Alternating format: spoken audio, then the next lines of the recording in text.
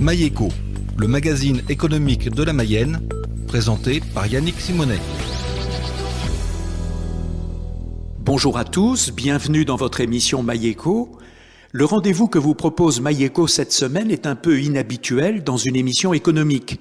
Le sujet que nous allons traiter aurait pu aussi bien trouver sa place dans une émission Art, Culture et Patrimoine de notre radio. Nous sommes en effet accueillis à Montsûrs, dans la Majestic Galerie, par sa fondatrice. Bonjour Catherine Guillet. Bonjour. Catherine Guillet, merci de nous avoir ouvert les portes de votre galerie. Avant de nous parler des activités de ce lieu culturel, j'aimerais que vous nous parliez de vous. Vous êtes originaire de la Mayenne ? Eh bien, je suis originaire de Montsûrs. Voilà, je suis née dans la rue qui est juste en face de vous. Et je suis partie pendant près de 40 ans. Et je suis revenue il y a 7 ans. Donc c'est un retour aux sources. C'est un retour aux sources, tout à fait. Vous avez reçu une formation artistique, vous êtes issu d'une famille d'artistes, autrement dit, tout vous destinez à un métier dans l'art ? Absolument pas. Mes parents travaillaient à l'usine Rossignol de Montsûrs, donc voilà, pas de formation artistique.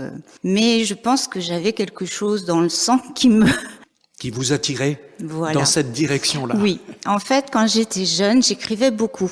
Et je me suis dirigée très rapidement dans l'écriture. J'ai travaillé dans un journal, pas en Mayenne, dans un autre département. Et j'ai commencé, dès l'âge de 20 ans, à faire partie d'associations culturelles en Anjou, où là, j'ai vraiment baigné dans le monde des arts avec des peintres, des sculpteurs, des écrivains, des musiciens.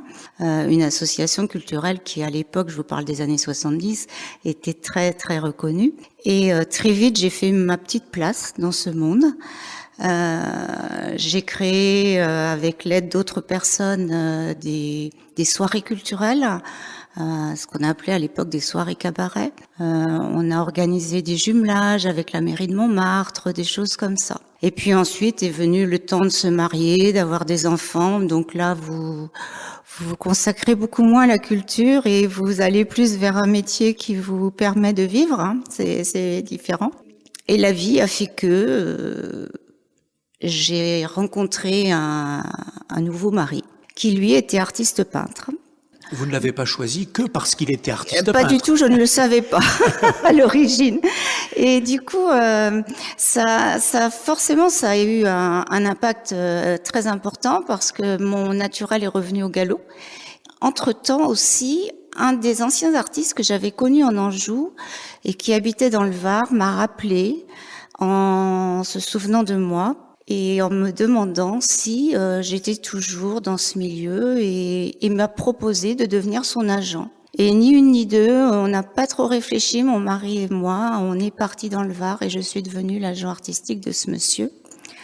Ça n'a pas duré très longtemps parce que, nos caractères n'étaient pas forcément compatibles.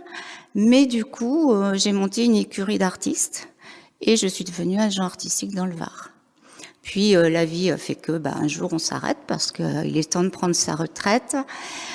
Mes parents sont malheureusement tombés malades et il a fallu que je revienne en Mayenne pour m'occuper d'eux. Et arrivée ici, je me suis dit mais qu'est-ce que je vais faire ? Parce que vous n'avez plus d'amis, au bout de 40 ans les gens vous ont un peu oublié. Et mon mari se disait mais qu'est-ce que je vais faire en Mayenne ? Et donc comme lui ça faisait presque 20 ans qu'il exposait déjà, eh bien, on a décidé de continuer notre vie d'artiste, de saltimbanque, mais de façon moins professionnelle. Donc voilà, nous avons monté cette association.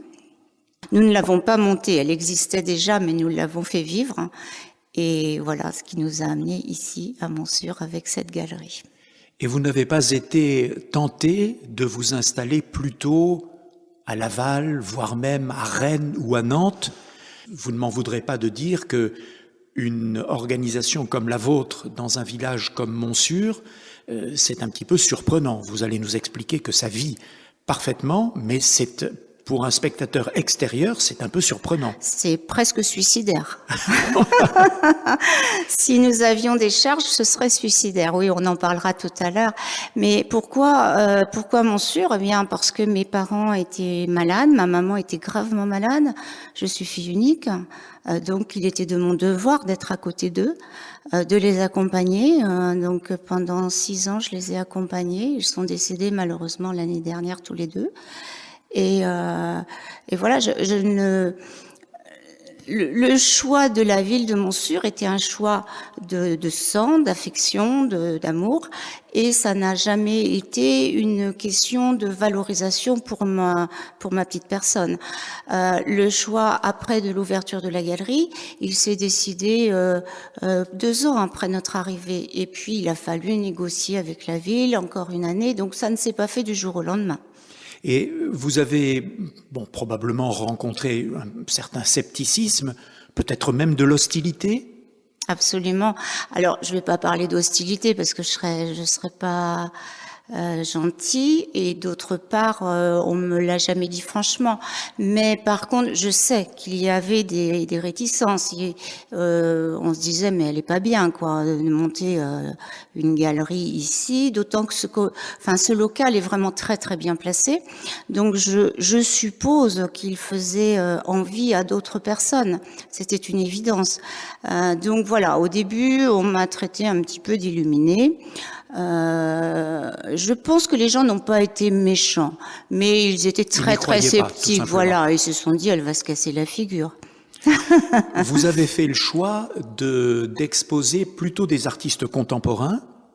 Est-ce que c'est parce que ça correspondait à vos goûts en la matière, ou bien est-ce que vous pensez que c'était la meilleure façon de faire vivre cette galerie? Alors déjà, par artiste contemporain, on entend artiste vivant. Donc, forcément, ce sont des artistes contemporains. Ensuite, nous sommes très éclectiques. C'est-à-dire que je ne me fie pas uniquement à mes goûts personnels, parce qu'autrement, il y aurait très peu de sujets différents. Je me fie au travail que je vois. Je me fie aussi au CV artistique des personnes. Nous ne prenons que des artistes professionnels, c'est-à-dire des artistes déclarés. Ça, nous y tenons beaucoup. Et nous pouvons prendre des débutants, mais professionnels, qui commencent à exposer, tout comme des artistes qui ont des CV longs comme 2 bras. Le fait d'avoir été agent, ça aide. Le fait d'avoir un mari qui expose depuis longtemps, ça aide énormément. Et j'avoue humblement que je me sers beaucoup des expositions de mon mari pour faire mon petit marché parmi les artistes. Oui, j'allais vous demander, le fait d'avoir un regard en même temps extérieur et en même temps familier, ça doit être une aide importante dans votre activité. C'est une aide importante, et c'est surtout un réseau qui se développe à travers la France et à travers l'Europe. Et ça, c'est très, très important. Alors ça anticipe sur la question suivante que je voulais vous poser. Comment faites-vous pour attirer des artistes à Montsûrs? C'est ce réseau auquel vous faisiez allusion qui vous le permet? Oui, tout à fait. Alors, il faut convaincre. C'est pas une mince affaire parce que quand vous essayez d'attirer sur Montsûrs des gens qui ont l'habitude d'exposer auprès dans les grandes galeries parisiennes, dans les grandes galeries de Bruxelles, en Italie, à Rome, c'est très très compliqué. D'abord, ils se demandent où est la Mayenne. Donc déjà, il faut leur expliquer que non, c'est pas perdu, que c'est très beau. Donc je fais la promotion du territoire avant même de faire la promotion de la galerie, c'est une évidence. Et puis ensuite, il y a quand même cette entraide entre artistes qui existe, c'est pas un vain mot. Alors évidemment, ça n'existe pas partout, mais les artistes, les vrais, ceux qui ont vraiment l'âme artistique, s'entraident beaucoup, et quand ils trouvent un lieu où ils vont être bien accueillis, où ils ne vont pas être considérés comme une marchandise, ça se dit très vite. Et je m'en suis pas rendu compte, sincèrement, c'est pas du tout pour me brosser, mais c'est vraiment une réalité. C'est-à-dire qu'au bout d'un moment, on s'est rendu compte que les gens venaient parce qu'ils avaient entendu dire que, ici, ils étaient accueillis comme des êtres humains, comme des personnes qui avaient du talent, on les respectait. Alors évidemment, c'est pas toujours facile, hein, les artistes sont un petit peu compliqués. Je vis avec un artiste, je sais que c'est pas facile. Mais ce sont des gens qui, au bout du compte, ont une grande sensibilité et donc ça se passe bien. On a rarement des problèmes, hein, rarement. Et finalement, ces gens, à force, vous savez, le réseau est relativement grand, mais à la fois petit. C'est-à-dire qu'il est grand parce qu'il y a beaucoup d'artistes, mais dans les bons artistes, on les retrouve tous dans les grands salons et ça se dit très vite. Et là, par exemple, pour la grande expo qui s'annonce, il y a des artistes qui sont venus, qui vont venir, qui nous ont donc contactés parce que d'autres artistes sont venus précédemment. Donc, la galerie existe, vous réussissez à faire venir des artistes, il faut à présent que vous fassiez connaître l'existence de cette galerie. Alors, le premier moyen, ce sont les réseaux sociaux. C'est vraiment le moyen numéro 1, les réseaux sociaux, les médias. Voilà, ça c'est important. Nous avons créé en début d'année 2022 un site internet de vente. Donc c'est vraiment à destination des artistes pour leur permettre aussi de continuer à vendre leurs œuvres parce que ils aiment bien exposer, c'est sûr, ils aiment faire, mais on ne vit pas de l'air du temps. À un moment donné, il faut amortir un petit peu tous les frais qu'on peut avoir et donc les artistes ont besoin de vivre, hein, comme tout le monde. Et on sait que malheureusement la culture, c'est pas forcément essentiel dans l'esprit des gens, alors que si on regarde autour de nous, on vit au milieu de la culture. Si la culture n'existait plus, la vie serait triste et on pourrait pas vivre. En fait, moi je vois, il y a des personnes qui viennent ici et qui nous disent on n'a pas les moyens d'acheter, mais quand on vient, on prend un bain de bonheur. Et ça, ce terme, il nous est resté parce que vraiment, on apporte du bonheur. Les artistes apportent du bonheur. Et en ces temps difficiles, c'est quelque chose. Oui, et ça justifie tout le mal que vous vous êtes donné et que vous continuez à vous donner. C'est une belle récompense, en fait. Voici achevé le premier épisode de votre émission Maïeko. Nous sommes accueillis par Catherine Guillet à Montsûrs, dans le centre de la Mayenne. Catherine Guillet nous a raconté la belle histoire de la création de sa galerie d'art, la Majestic Gallery. Dans un prochain épisode, nous découvrirons comment fonctionne une galerie d'art et comment en imaginer l'avenir. À bientôt.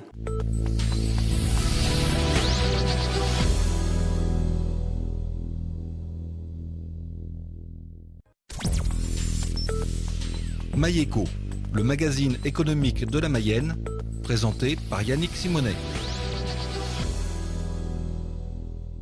Maïeko retrouve cette semaine Catherine Guillet à Montsûrs, dans le centre de la Mayenne. Catherine Guillet nous a raconté comment avait été créée la galerie d'art, la Majestic Gallery. Nous allons parler aujourd'hui de la façon dont fonctionne une galerie d'art et de ses perspectives d'avenir. Catherine Guillet, imaginons que nous nous trouvions devant la page blanche d'une année qui commence. Comment va se remplir l'agenda de votre galerie? Tout d'abord, est-elle ouverte toute l'année? Non, elle est ouverte du mois de septembre au mois de juillet. C'est-à-dire qu'on se garde quand même un mois de pause estivale. Voilà. Comment se remplit le planning de notre galerie? Parce que on n'a pas du tout la prétention d'être une galerie très très connue. Et donc nous avons un fonctionnement très particulier qui ressemblerait plutôt à une association. Que nous sommes d'ailleurs.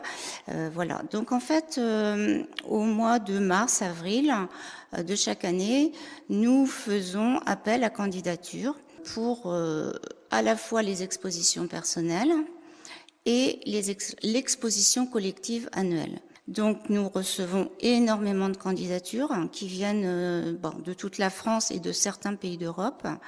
Et en fin juin, en général, nous nous réunissons entre bénévoles, donc des artistes, des gens de la communication comme moi, et puis des bénévoles qui qui viennent juste avec leur coup de cœur, leur âme, et nous décidons des personnes que nous allons choisir. Alors c'est très difficile parce que ce sont des expositions mensuelles.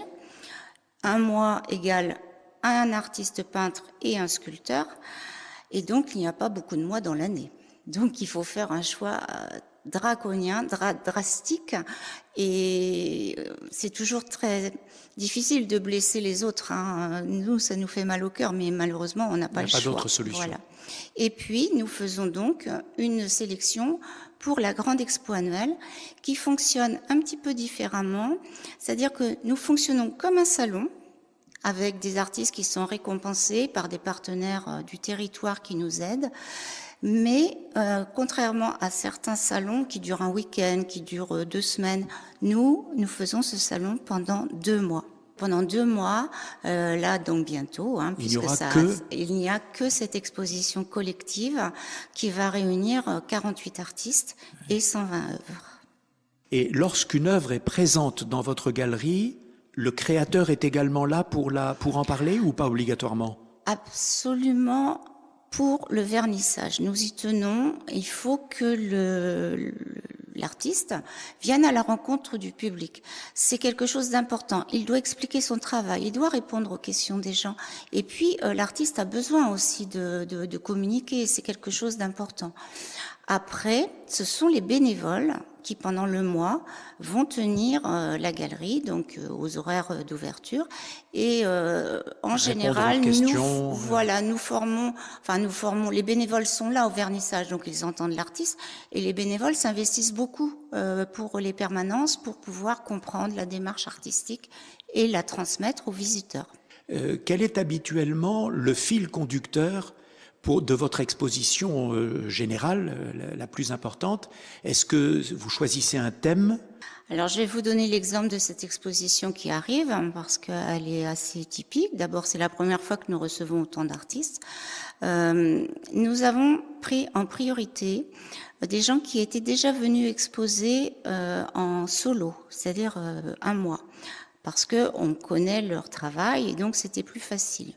Ensuite, nous avons pris des gens qui étaient des artistes quand même de belles signatures, des gens qui sont connus dans le milieu, pas forcément du public, mais dans le milieu artistique sont assez connus et donc qui ont un travail vraiment de grande qualité. Et puis, on s'est donné pour mission, et c'était une promesse que j'avais faite à la ville, à la municipalité, on s'est donné pour mission d'être aussi un lien social et quelque chose qui fait vivre. Et donc, nous avons pris par exemple un jeune artiste qui vient de s'installer en Mayenne, qui n'a jamais exposé, qui est professionnel, c'est-à-dire que il a un numéro de RC, etc., mais il a eu le culot de venir nous voir. Très peu d'artistes font ça, d'arriver dans une galerie les mains dans les poches en disant je veux exposer. Et en fait, son culot a payé parce que, on a dit banco, on va lui donner sa chance pour qu'il ait une première ligne sur son CV artistique. Bon, c'est une très belle idée. Dans une galerie comme la vôtre, je suppose qu'il y a de très nombreuses tâches à accomplir. Cela suppose que vous ayez beaucoup de bénévoles qui viennent vous aider, parce que je suppose que vous ne salariez pas une population importante. Il n'y a pas de salaire. Il n'y a pas de salaire. Personne n'est rémunéré et ça, on y tient. Il faut que les gens le sachent. On fait ça bénévolement. On donne beaucoup de notre temps, beaucoup de notre personne et aussi de notre argent parce que on se fait rembourser de quasiment rien. Donc c'est pas, voilà. Mais on le fait comme toutes les associations. Je veux dire, nous, on aide des artistes, les Restos du Cœur, les gens qui ont faim.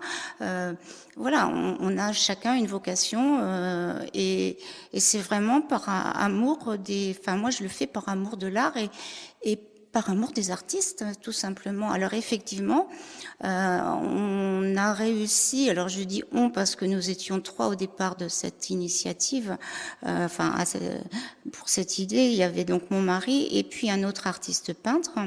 Et vraiment, l'idée était de trouver des gens qui allaient nous aider. Et les gens sont venus. Alors certains sont partis parce qu'ils ne trouvaient pas leur place, c'est évident, c'est dans toute association, ça se passe comme ça. Et puis, là aujourd'hui, on est à peu près 20 bénévoles vraiment actifs. Voilà. Donc chacun a trouvé sa place. Ça veut dire que effectivement, je donne des consignes parce qu'il faut bien il faut bien maîtriser un petit peu les schémas et les plannings, mais au bout d'un certain temps, les gens trouvent leur place et on a des gens qui vont être plus orientés vers les permanences, d'autres plus vers les accrochages, d'autres plus vers la préparation des buffets pour les vernissages. Enfin, voilà, on a des gens. Il y a de quoi faire et vous trouvez les bénévoles qui conviennent. Et on a aussi, bien sûr, des gens qui font du secrétariat. Donc, parce qu'au début, je faisais tout toute seule, c'était très lourd. Aujourd'hui, je suis bien aidée. On a une trésorière qui vraiment est sensationnelle. On a des gens qui viennent donner des stages, du partage de savoir. Donc, on a des artistes qui font de la sculpture. On a un artiste qui fait de la peinture pour les enfants, un autre de la peinture pour les adultes. Voilà, on fait beaucoup de choses. Quelles sont les ressources de votre galerie ? Alors, d'une part, on ne paye pas de charges. Ça, c'est très important. C'est-à-dire que ce local est mis à notre disposition.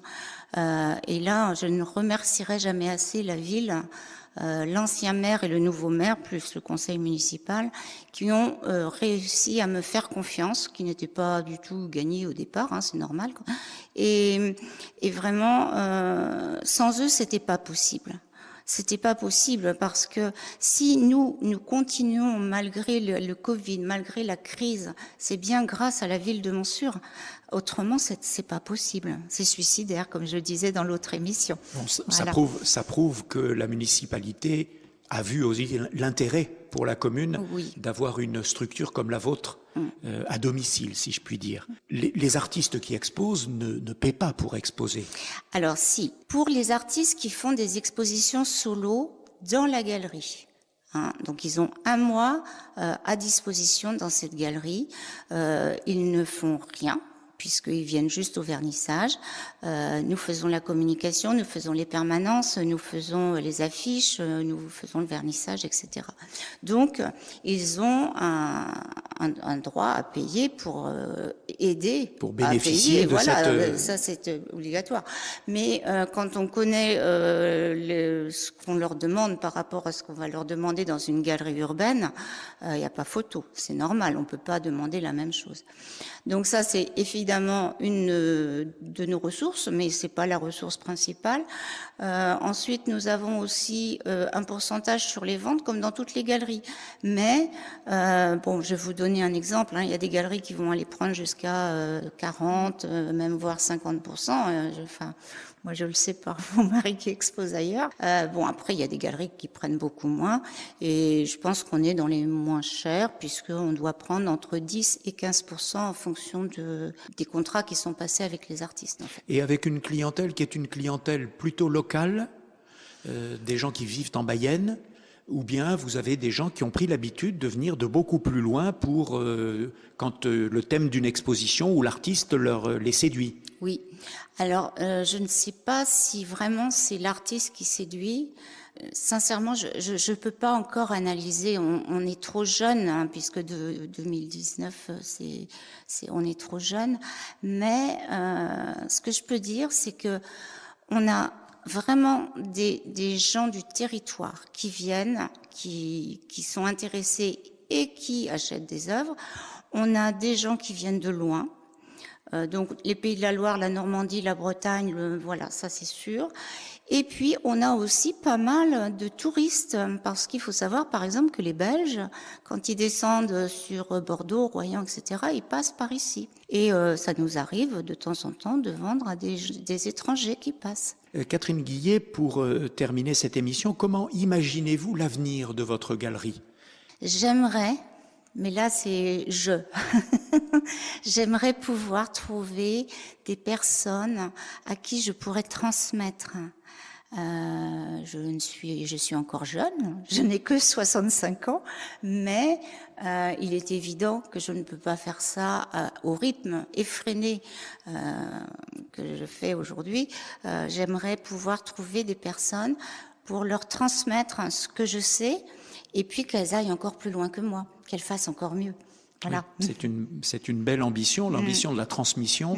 C'est quelque chose qui est toujours tout à fait souhaitable et respectable. Votre émission Maïeko se termine. Nous étions accueillis par Catherine Guillet à Montsûrs, dans le centre de la Mayenne. Catherine Guillet nous a raconté comment était née sa galerie d'art, la Majestic Galerie. Elle nous en a présenté l'activité et les perspectives d'avenir. Merci, Catherine Guillet, de nous avoir donné du temps pour nous parler de votre passion. Nous souhaitons que de nombreux visiteurs prennent le chemin de Montsûrs pour visiter votre galerie. Bonne réussite à votre entreprise et au revoir. Au revoir et merci à vous. Merci aux auditeurs de Maïeko pour leur fidélité à notre émission et à bientôt.